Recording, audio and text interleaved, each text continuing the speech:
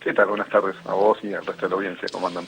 Bien, por supuesto este es un conflicto que tiene historia y entonces por allí cuesta entenderlo para quienes no somos expertos en política internacional, porque hay muchos actores, ¿no? Hay una propia historia entre ambos países o el bloque, está esta nueva mirada de Ucrania hacia la Unión Europea, el acercamiento con la OTAN y la advertencia de Rusia de que la OTAN no militarice las fronteras.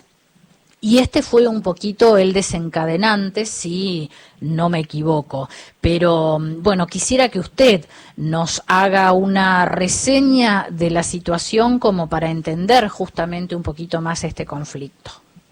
Sí, por supuesto, coincido con lo que vos decías. Claramente es una historia muy compleja, por más que, bueno, parece una frase hecha de los historiadores y las historiadoras, pero realmente en este caso es muy complejo, y abandonar toda pretensión de entenderlo con las herramientas o la forma en que nosotros desde la Argentina podemos entender el Estado-Nación, ¿no? Que, bueno, tiene un proceso, vamos a decir que tampoco es súper lineal, pero bastante más lineal que el caso de Rusia y Ucrania. Por lo pronto, nuestro Estado-Nación tiene, no sé, 250 años, más o menos, y acá estamos hablando de ya en, digamos, el inicio de la propia civilización de los rusis, siglo XI, siglo XII, se da en Kiev.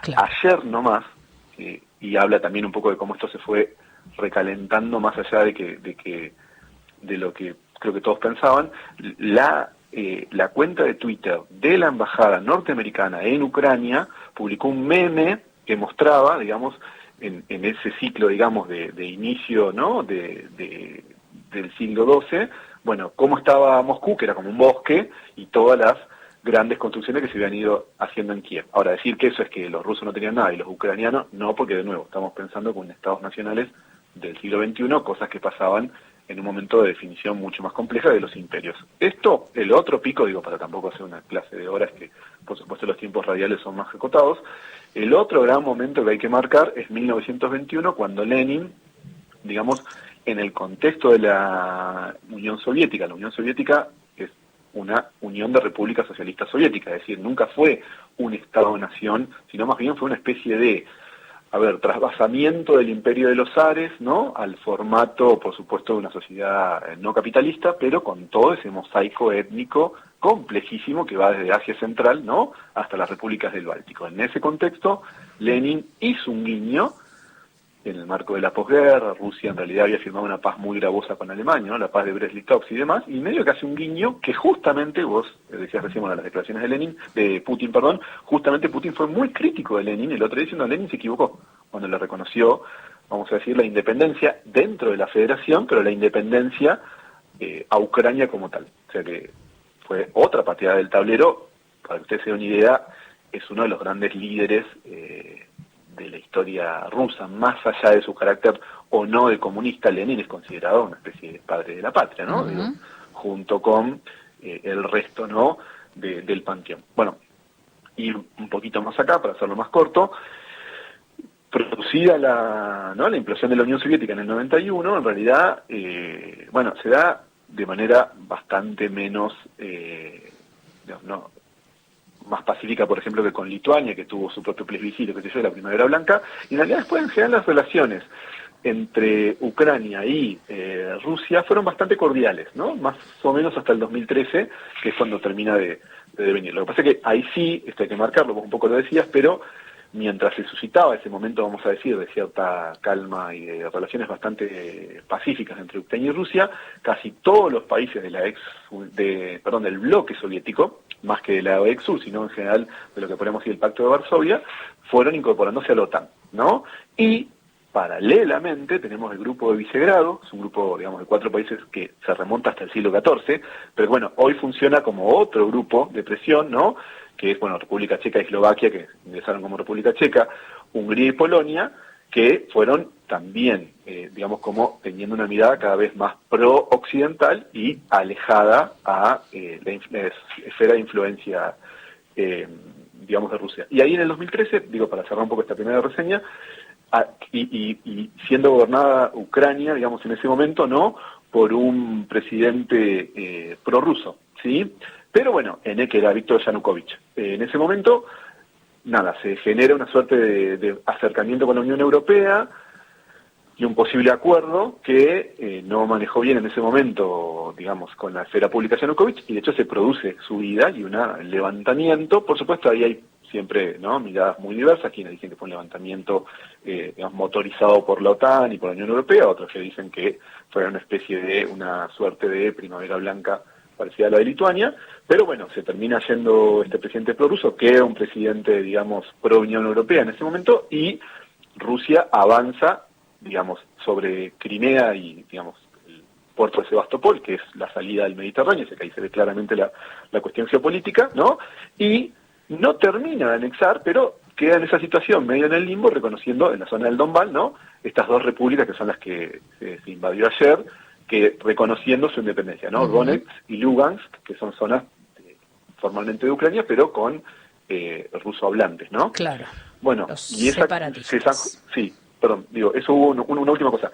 Hubo, digamos, muchas hostilidades en ese momento, incluso con, bueno, actos, hay una quema de iglesias que hacen los pro-ucranianos con rusos en ese momento, 40 personas murieron ahí, qué sé yo. Bueno, se zanjaron con los protocolos de Minsk del 2015, que más o menos anduvieron, pero de nuevo, ¿no?, siempre con mucha hostilidad, hasta este pico, esta escalada que vimos estos últimos meses. Tremendo. Hoy el presidente Zelensky de Ucrania instaló verbalmente, ¿no?, pero instaló de nuevo una imagen que el mundo tiene cuando dice: una nueva cortina de hierro separa a Rusia del mundo, ¿no? Algo que, bueno, en su momento se consideró caída, ¿no?, como el muro, la cortina de hierro.